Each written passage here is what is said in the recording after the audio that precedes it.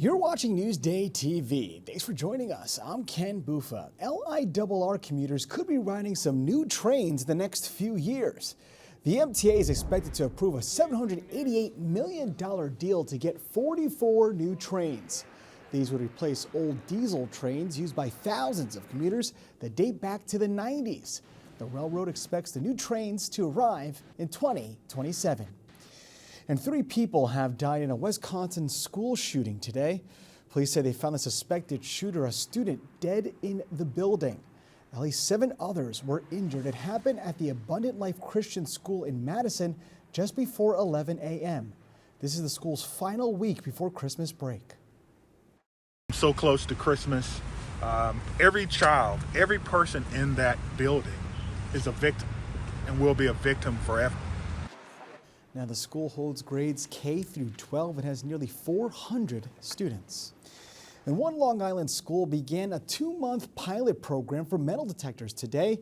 This is the result of a 14-year-old bringing a loaded gun to the William Floyd High School 2 months ago. 3 metal detectors were placed at school entrances. Now, if it's successful, it'll be used at the middle and elementary schools in the district as well.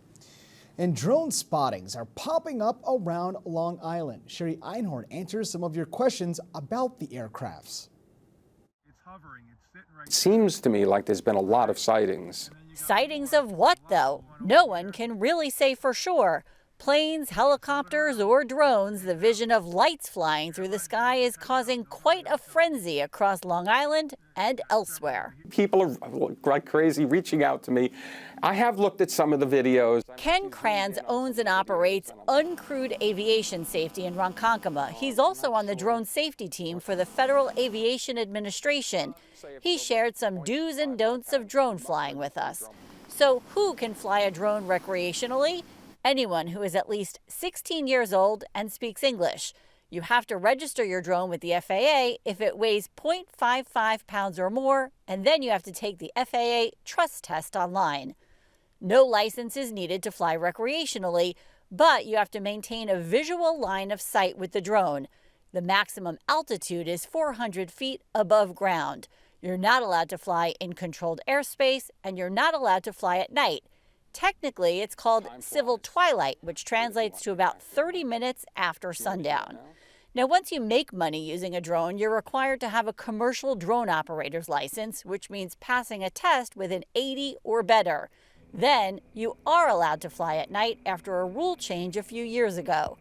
And that brings us back to the videos we're seeing posted on social media.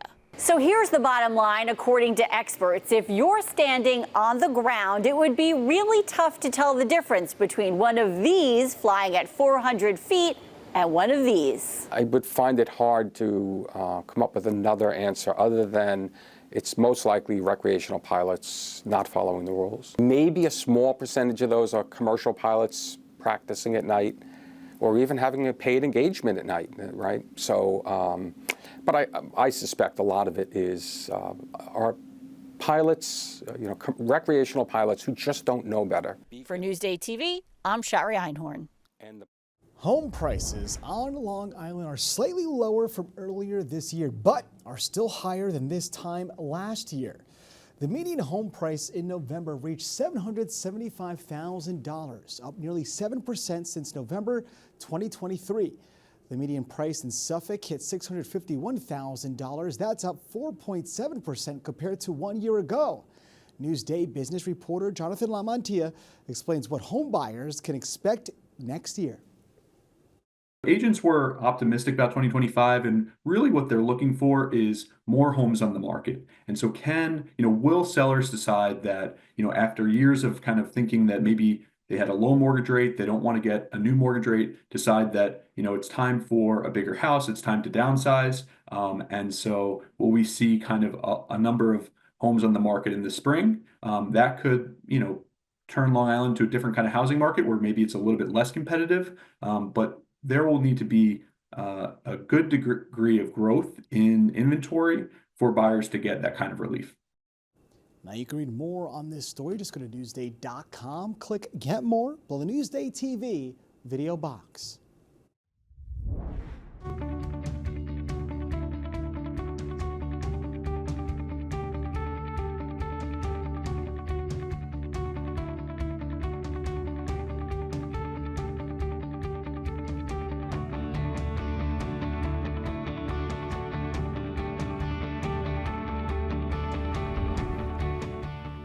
Want to know where to grab a bite while you're holiday shopping? Elisa DiStefano and Megan Giannata take us to the mall.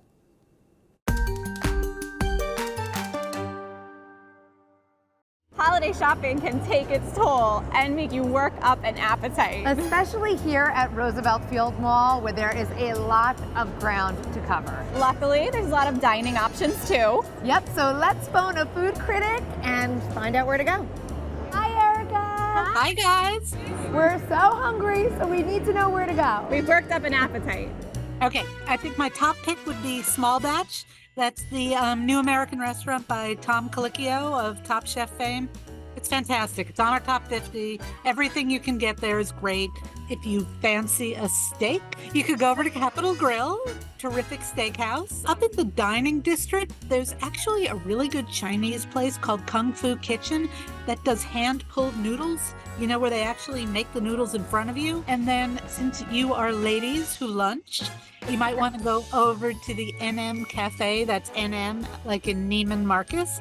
It's the ultimate ladies who lunch place. Whatever you order, they serve a big old popover with it. Whoa, popover. Well, today we are ladies who lunch, so we've got some good options. Thank you so much, Erica. We'll let you know where we go. Bye. Bye, guys. Bye. We've got to get a gift for Erica. Yes. That all sounded delicious, but we decided We ended up here at Small Batch. Tom Colicchio's restaurant is known for their eggplant parm with burrata, but We decided to go off the lunch menu. their early batch menu, which starts with a salad. I must be really hungry. Salad never tasted so good. Oh boy. Ooh, now that is a sandwich. Oh, I'm ready to dig in. Me too. Oh man, I'm gonna go right for it. I'm going right for the fries. I can't help myself. Cheers to a great day of shopping. Now that's how you shop. And to read more about where to eat this holiday season, go to Newsday.com, click Get More below the Newsday TV video box. All right, now let's take a look at your Long Island weather. And the good news is it's not going to be raining tomorrow much. As you can see, the rain sticks around tonight. Temps, though, a bit warmer. We're near 50s. Tomorrow, we are in the 50s. Take a closer look. You can see right here, mid-50s pretty much all day. We start off with a little bit of rain, but then it tapers off for some clouds and some sun. And that's the 7-day forecast. You can see the winter solstice on Saturday. Rain does return and is spotty throughout the remainder of this week.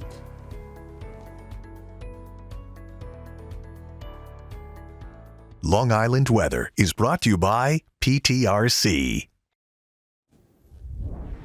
You're watching Newsday TV. I'm Ken Buffa. Thank you so much for joining us.